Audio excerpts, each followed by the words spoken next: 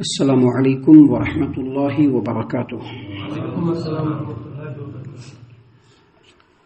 اعوذ باللہ السمیع العلیم من الشیطان الرجیم من ہمزہ ونفخہ ونفثہ بسم اللہ الرحمن الرحیم۔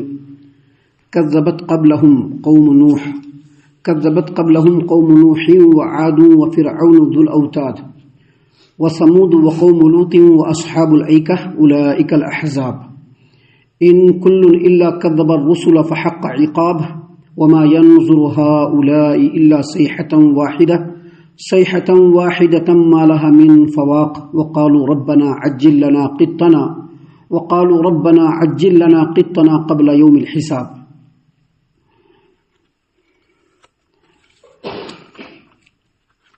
اور ان سے پہلے قوم نوح، قوم عاد اور میخوں والا فرعون جھٹلا چکے ہیں، نیز قوم سمود، قوم لوط اور اصحاب الایکہ بھی جھٹلا چکے ہیں۔ یہ واقعی بڑے لشکر تھے، ان سب نے رسولوں کو جھٹلایا تو ان پر میرا عذاب واجب ہو گیا۔ یہ لوگ بس ایک دھماکہ کے منتظر ہیں جس میں کوئی وقفہ نہیں ہوگا، اور کہتے ہیں رب ہمارے اوپر آنے والے عذاب کا جو حصہ ہے وہ یوم حساب سے پہلے ہی ہم لوگوں کو دے دے۔ محترم سامعین کرام، سورہ صاد، سورہ نمبر 38 اور اسی سورت سے آیت نمبر 12 سے لے کر کے آیت نمبر 16 تک ابھی آپ کے سامنے تلاوت کی گئی۔ بفضل اللہ، بعون اللہ، بتوفیق اللہ آیتوں کا ترجمہ بھی آپ تمام کی خدمت میں پیش کیا گیا۔ سامعین کرام، اللہ تبارک و تعالیٰ نے فرمایا کذبت قبلہم قوم نوح وعاد وفرعون ذو الاوتاد۔ ان لوگوں سے پہلے یعنی مکہ والوں سے پہلے قوم نوح نے بھی جھٹلایا، قوم عاد نے بھی جھٹلایا، اور میخوں والے جو فرعون ہیں وہ بھی جھٹلا چکے ہیں، یعنی قوم نوح، قوم عاد اور میخوں والے فرعون یہ سب کے سب جھٹلا چکے ہیں۔ یہاں پر میخوں والے فرعون کے لیے اللہ تبارک و تعالیٰ نے جو لفظ نازل فرمایا ہے وہ فرعون ذو الاوتاد، یہ جو ذو الاوتاد ہے اس کا مفہوم ہوتا ہے میخوں والا، لیکن اس کی تفسیر جو دو طرح سے کی گئی ہے۔ پہلی تفسیر حافظ ابو جعفر ابن جریر طبری رحمۃ اللہ علیہ نے تفسیر الطبری میں بیان فرمایا ہے امام عوفی سے، اور انہوں نے سیدنا عبداللہ بن عباس رضی اللہ عنہما سے کہ یہاں پر میخوں والے فرعون سے مراد فرعون کا وہ لشکر ہے جو فرعون کے حکم کو مضبوط کرتا ہے، یعنی مضبوط حکمرانی اللہ تبارک و تعالیٰ کی طرف سے اس کو ملی تھی۔ وہ جو بولتا تھا اللہ تبارک و تعالیٰ نے اس کو اتنا مضبوط لشکر عطا کیا تھا کہ وہ جو بولتا تھا اس کے جو لشکر تھے، اس کی جو فوج تھی، اس کے جو سپاہی تھے، اس چیز کو فوراً وہ امپلیمنٹ کرتے تھے، اتنے طاقتور تھے، اسی لیے ان کو کہا گیا میخوں والا۔ سامعین کرام، میخوں والا کا جو دوسرا مفہوم ہے وہ لفظی معنی میں بھی ہے۔ وہ اس طرح سے ہے کہ اگر کوئی فرعون کا مخالف ہوتا تو فرعون اس کو سزا کیسے دیتا تھا؟ ایک تختے کے اندر اس کو کھڑا کر دیتا تھا، اس کے ہاتھ پاؤں سب ایسے کرا کر کے دونوں ہاتھ میں اور دونوں پاؤں میں 4 موٹے موٹے میخ مروا کر کے اس کو سولی پر لٹکا دیتا تھا، اس لیے اس کو کیا کہا گیا؟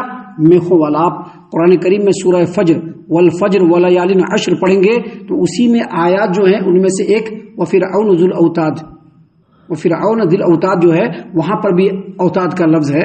تو اس کا مطلب اصل میں وہی ہے کہ فرعون کا جو مخالف ہوتا تھا اس کو سزا دینے کے لیے فرعون کیا کرتا؟ تختہ لاتا، تختہ منگواتا، اور تختے میں اس دشمن کو کھڑا کر کے اس کے ہاتھ کو ایسے کر کے اس کے دونوں ہاتھ میں میخ مرواتا تھا اور پھر دونوں پیر میں میخ مرواتا تھا اور پھر اس کو سولی پر چڑھوا دیتا تھا۔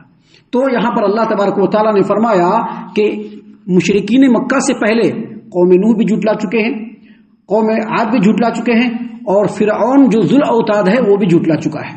اس کے بعد اللہ تبارک و تعالیٰ نے فرمایا وثمود وقوم لوط واصحاب الایکہ، اور قوم سمود نے بھی جھٹلایا۔ قوم سمود سے معلوم ہے مراد، قوم سمود سے مراد سیدنا صالح علیہ السلام کی قوم، جن کو قوم سمود کہا جاتا ہے، جن کا ذکر قرآن کریم میں بار بار آیا ہے، جن کی ہلاکتوں کا ذکر بھی اللہ تبارک و تعالیٰ نے قرآن کریم میں مختلف مقام پر کیا ہے۔ تو یہاں پر قوم سمود ہے، وہ قوم لوط، اور قوم لوط بھی معلوم ہے کہ سیدنا لوط علیہ السلام کی جو قوم ہے، جن کی طرف لوط علیہ السلام کو نبی بنا کر کے بھیجا گیا، وہ قوم لوط ہے۔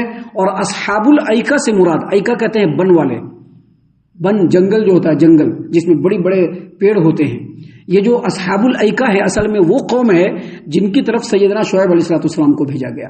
تو یہاں پر اللہ تبارک و تعالیٰ نے فرمایا کہ مشرکین مکہ سے پہلے قوم نوح نے جھٹلایا، قوم عاد نے جھٹلایا، میخوں والا فرعون بھی جھٹلا چکا ہے، اسی طرح سے قوم سمود بھی جھٹلا چکے ہیں، قوم لوط بھی جھٹلا چکے ہیں، اور شعیب علیہ السلام کی جو قوم اصحاب الایکہ وہ بھی جھٹلا چکے ہیں۔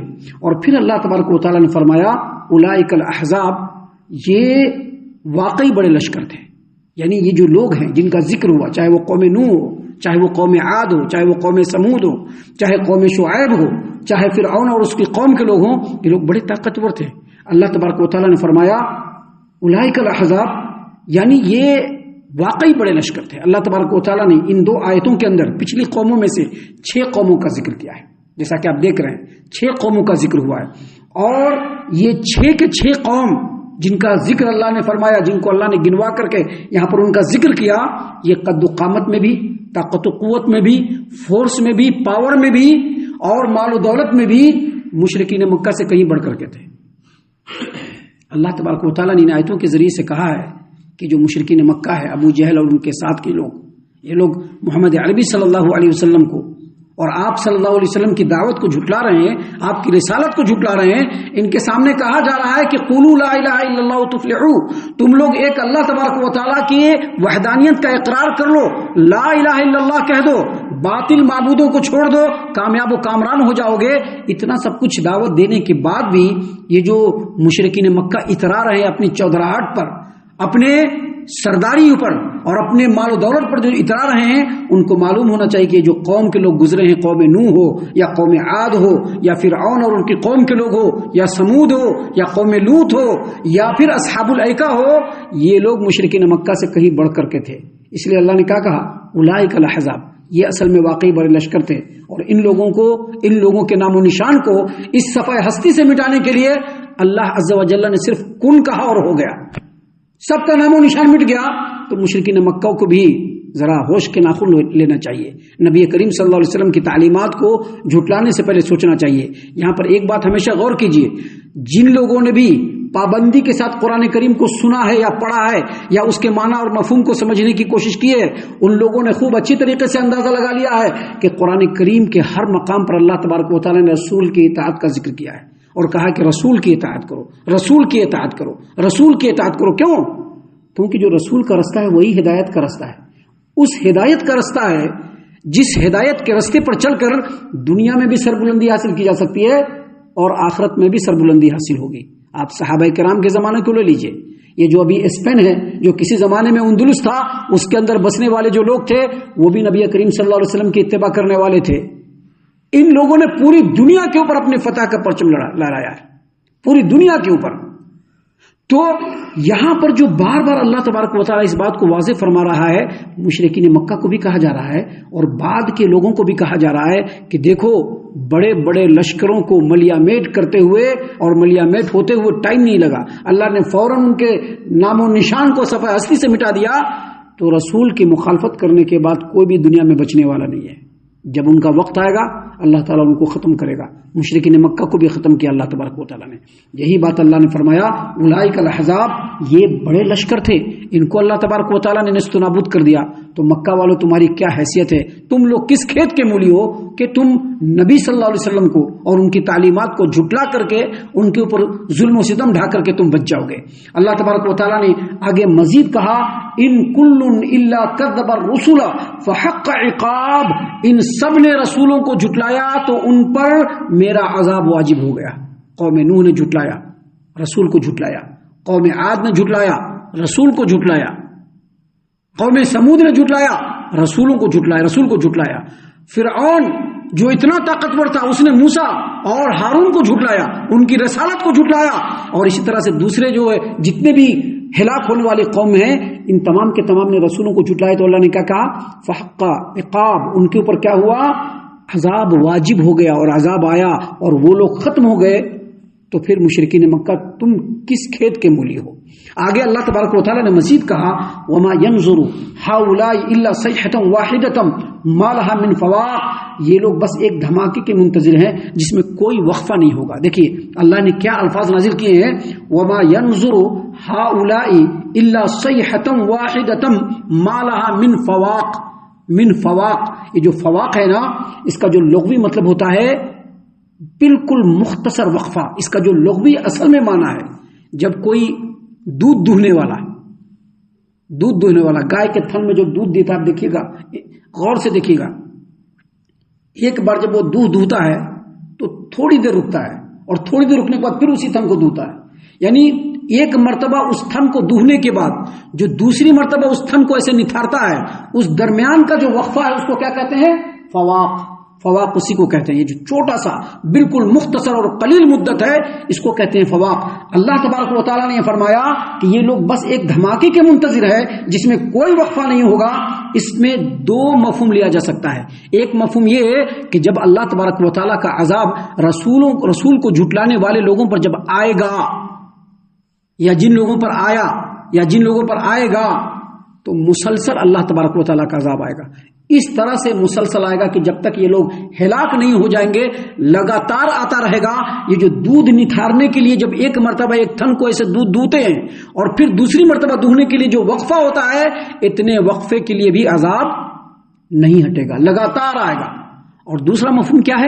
اس کا دوسرا مفہوم یہ ہے کہ جب ایک مرتبہ عذاب آئے گا تو پہلی مرتبہ میں ان کی پوری ہستی مٹ جائے گی، دوبارہ ان کو موقع بھی نہیں ملے گا۔ یہ دونوں مفہوم ہے اس کا۔ اسی چیز کو اللہ تبارک و تعالیٰ نے فرمایا وما ينظر هؤلاء الا صيحة واحدة ما لها من فواق، یہ لوگ بس ایک دھماکے کے منتظر ہے جس میں کوئی وقفہ نہیں ہوگا، کوئی چھوٹ نہیں ہوگی، کوئی لمحہ نہیں ملنے والا ہے۔ اور آگے اللہ نے کہا وقالوا ربنا عجل لنا قطنا قبل يوم الحساب، اور یہ لوگ کہتے ہیں، کیا کہتے ہیں کہ اللہ تبارک و تعالیٰ ہمارے عذاب کا جو حصہ ہے قیامت آنے سے پہلے ہی ہم کو دے دے۔ قیامت یوم حساب یہاں پر جو ہے قبل یوم الحساب، یوم الحساب جو ہے، یوم الحساب کہتے ہیں قیامت کے دن کو۔ قیامت کے دن کے آنے سے پہلے اے اللہ جو عذاب ہمارا حصہ ہے وہ ہم کو دے دے۔ اس کا مطلب کیا ہے؟ یہ جو مشرکین مکہ تھے یہ مذاق اڑایا کرتے تھے، مذاق اڑاتے ہوئے نبی کریم صلی اللہ علیہ وسلم سے بھی کہتے تھے اور اللہ تبارک و تعالیٰ کا نام لے کے بھی کہتے تھے کہ اللہ تبارک و تعالیٰ قیامت کب آئے گی، جلدی قیامت بھیج دے۔ یا پھر اسی طرح سے مذاق اڑاتے کہتے تھے کہ قیامت کے دن جو عذاب ملنے والا ہے، قیامت کے دن سے پہلے ہم کو عذاب دے دے۔ اللہ تبارک و تعالیٰ نے اس بات کو یہاں پر بیان فرمایا ہے کہ اللہ تبارک و تعالیٰ نے ہر چیز کا ایک وقت مقرر رکھا ہے، ہر چیز کے لیے ایک وقت مقرر ہے۔ اس دنیا میں جو بھی آیا ہے اللہ تبارک و تعالیٰ نے اس کے لیے وقفہ رکھا ہے، اس وقفے میں اس کو اپنی زندگی گزارنی ہے اور اسی وقفے میں اپنے آپ کو ہدایت کے راستے پر چلانے کی کوشش بھی کرنا ہے۔